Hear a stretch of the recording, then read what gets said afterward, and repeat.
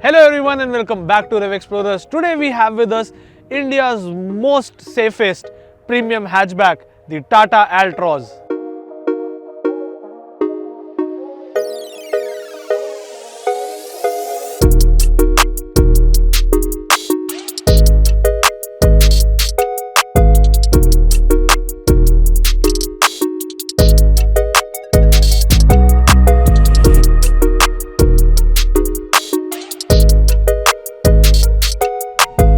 Altroz is inspired by the magnificent albatross, which is very agile seabird and can fly for hours and miles with minimum efforts. And this one can do that too, but on road. So before we proceed ahead, don't forget to hit that subscribe button and ring that bell so you are never missing out any update from Rev Explorers. We are also present on Instagram, the handle will be right over here. Go ahead and check out our page and follow us there as well. Now let's begin with the review of the Tata Altroz.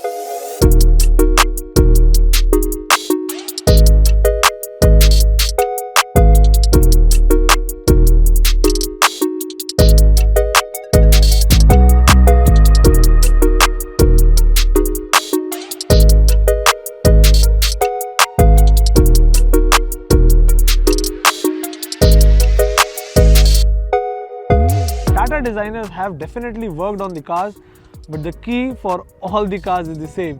So you have this big massive Tata key with 4 buttons on it: lock, unlock, this is for follow me lights, and then hold to unlock the boot. So the car we have with us today is 1.5 litre diesel, and this is the top variant. The Tata Altroz is available in 10 different variants, and then there are sub variants to it as well.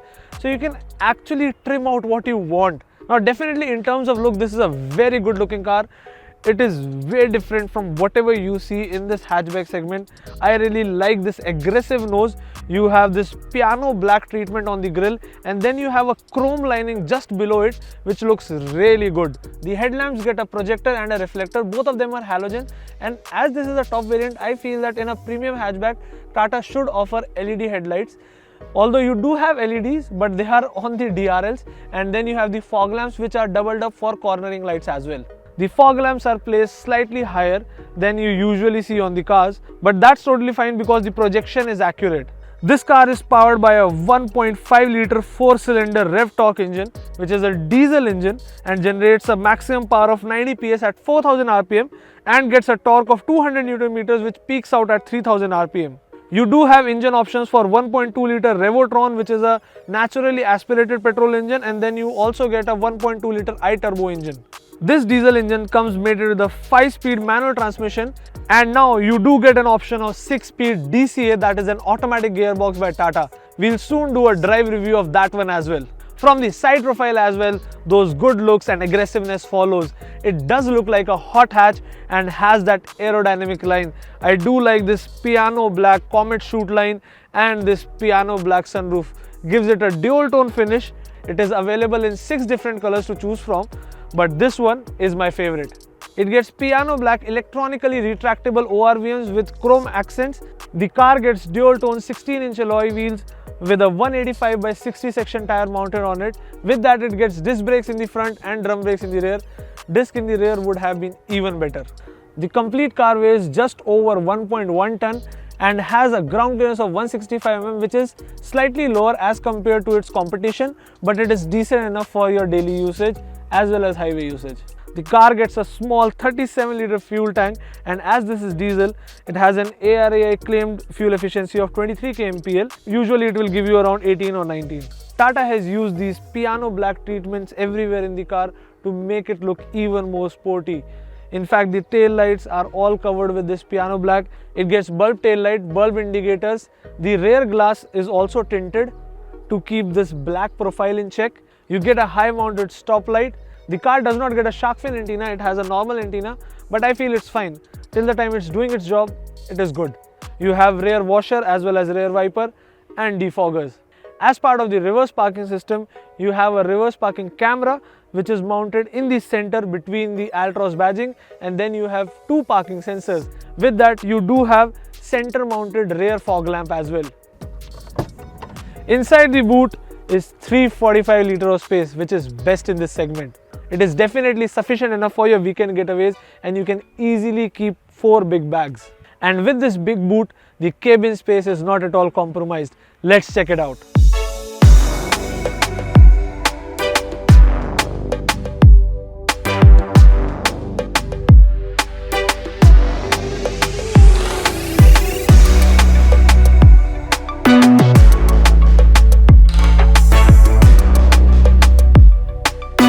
So Tata has done a Chevrolet Beat thing over here by placing the handle on the top. Well, it's slightly uncomfortable but gives a car very good look of a two-door hatchback. The doors open wide enough, 90 degrees, and that is the USP of the car. And it has a flat floor, so easily 3 can seat. However, there are only 2 adjustable headrests and the third one does not get it. You also get a rear armrest, but it does not have cup holders. For best in class comfort, you do have rear AC vents and a 12-volt charging socket. So as I said, the cabin space is not at all compromised. There is ample amount of knee room, there is ample amount of headroom, and the thigh support is also good. On the doors, you have one big speaker and a tweeter because it gets 8-speaker Harman system. You get one big pocket with 2 compartments to keep water and some other stuff. Let's get into the driver's seat.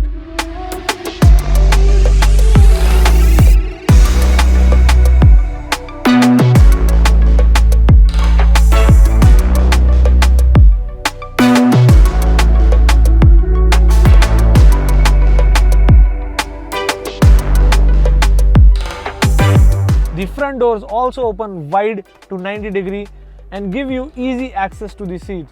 On the door, you have the dual tone finish to match the interior, so black and grey. With that, there is a good premium finish on the handle. You get ORVM controls and the power window controls. All the 4 windows are power windows. With that, you have 1 speaker and 1 tweeter. As I've already said, it is a 8-speaker Harman system. With that, it gets a good size pocket with 3 compartments for your water bottle, for your umbrella, and then a small pocket to keep map and your cloth. The driver's seat gets height adjustment. The lumbar support is very good. They are bucket seats, and then the under thigh support is also good. The headroom and the knee room is sufficient enough, and this is a decently spaced car. Now coming to the dashboard, which actually is dual tone but gets 3 finishes. So you have the hard plastic black top, then you have a glossy silver finish in the middle and the matte finish at the bottom. It looks really premium. The car gets a flat bottom steering wheel with a big horn button. So the horn extends from the right to the left, and then all the steering controls are mounted on the horn button. So on the left hand side, you get the infotainment display controls with voice assist and call, connect and drop. On the right hand side, you get cruise control with instrument cluster control. The only challenge I have been facing with these buttons is if I press it too hard, the horn goes off. So this instrument cluster gets a 7-inch TFT and an analog speedometer. So on the TFT, you have a tachometer, and then you have the fuel display, which is kind of a bucket, and you also have an Altroz in there. With that, you have multiple information in the center. So currently it is showing me the current trip A fuel efficiency, then trip B fuel efficiency, then you have the power and torque representation. With that, you have multiple settings and distance to empty. So it gives a good premium touch to this instrument cluster with this big TFT. With that, I forgot to tell you that this car does get automatic wipers as well as automatic headlamps.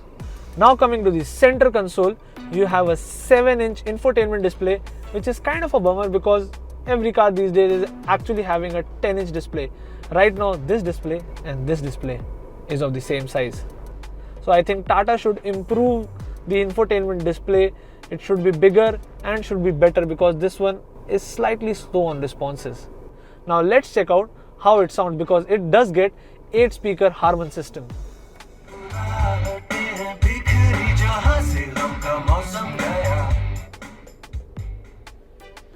So the music system is definitely good. It has good amount of bass and it has good amount of treble. I really love it. It's just that the touchscreen should be bigger. Below the display are AC vents, then are infotainment controls, and then you have the automatic climate control. Below that is a USB charger with a 12-volt charging socket, and then you have space to keep your phone, although it does not get wireless charging, which is available in the competition. Then you have this 5-speed stick. With that is the button to switch to eco mode, and you have the cup holders, the handbrake, and this is the armrest which is sliding. On the co-passenger side is a big 15-liter glove compartment which is cooled, and it is an organized glove compartment. You have two sections, so here you can keep your documents and then you can keep other stuff over here. With that you have two cup holders, pen holder. With that the car gets manual IRVM, LED reading lamp, and I think this is a sunglass holder, but the sunglasses will fall off if I accelerate. And you have mirror on the co-passenger side and receipt holder on the driver's side. Surprisingly, no sunroof in this premium hatchback. I think Tata no one will mind having a sunroof in this car. The car gets IRA, which are connected features by Tata, and then it also gets ambient lighting, which looks actually good, but you just have one color, you cannot change the color. In terms of safety, this car is the safest hatchback in India. It is 5-star global NCAP rated, it has ABS with EBD and gets 2 airbags in the front. I feel in the top variants, Tata should offer 6 airbags option, as the competition is also offering it, because there is no harm in getting extra airbags. With that it gets corner stability control and brake sway control. It's time for us to take the Tata Altroz on the city roads of Pune and see how it performs. And no matter how safe your car is, you should always wear a seat belt while you are driving or sitting in the car. Now let's go.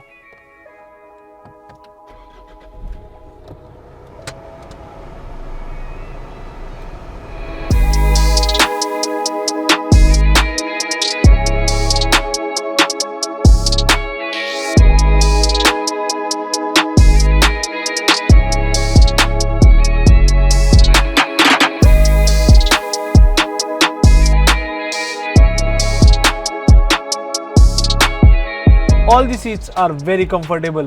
There is good amount of knee room and headroom on both the rows. The front row gets good lumbar support as well as under thigh support to make the driving experience even better. This car is a good fit for family long drives because of its plush ride quality.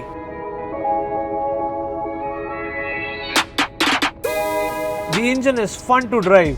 It delivers a decent amount of power and has a good torque to offer.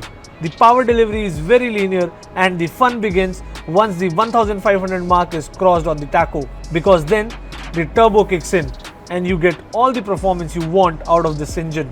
Although when you attack the gas pedal, the noise levels also rise in the cabin, but I really like that grunt and it never feels like a diesel engine. To extract the complete power, the car needs to climb all the way up to 4000, and after that it's flat at the top. The torque is available way earlier in the rev range. I won't say it is an underpowered engine for this car, but definitely few extra horses can be extracted like we see on the Nexon. This is a wonderful motor to drive, striking a perfect balance between performance and fuel efficiency, which I think is the key that drives our market.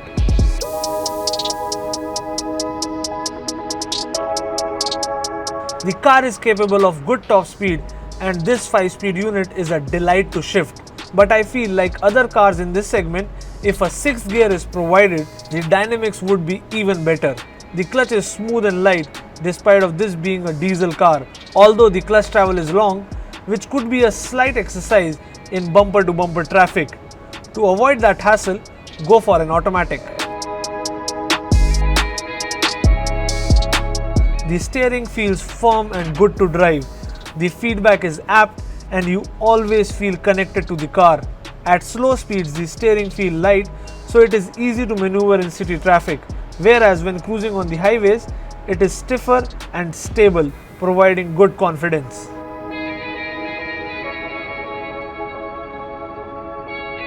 The stopping power and feedback is decent from the brakes. No matter at what speed you apply them, they are effective. The ABS also works really well and won't let the car skid. In fact, the brake sway control system won't let the car out of your control even when applying brakes on the corners.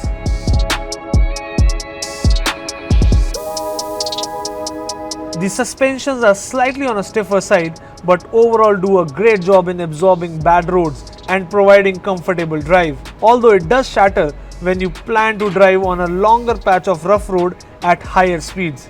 The high speed stability is very good. The body roll is also very well contained, so no complaints at all.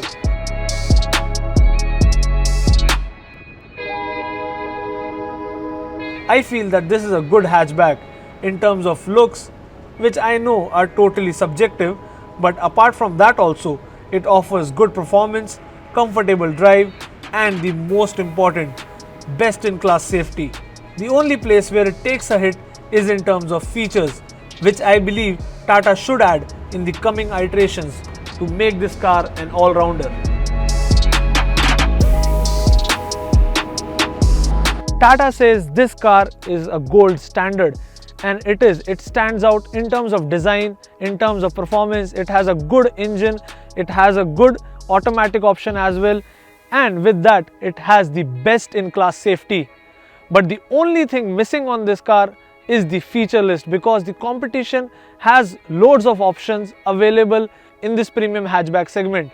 And I think Tata should include it as an option, because as a user I should have an option to opt for a sunroof or maybe 6 airbags. With that said, our review has come to an end. This car starts at 6 lakhs ex-showroom Delhi and goes all the way up to 10 lakh. The one with us today is 9.35 lakhs ex-showroom Delhi. I hope this video was helpful for you. Do give it a thumbs up and share it with your family and friends. If you are new to our channel, hit that subscribe button, ring the bell so you are never missing out any update from us. We are also present on Instagram, Facebook and Twitter. The handle will be right over here. Go ahead and check out our pages and follow us there as well. We'll see you again in the next video. Till that time, stay home, stay safe and drive safe. Bye bye.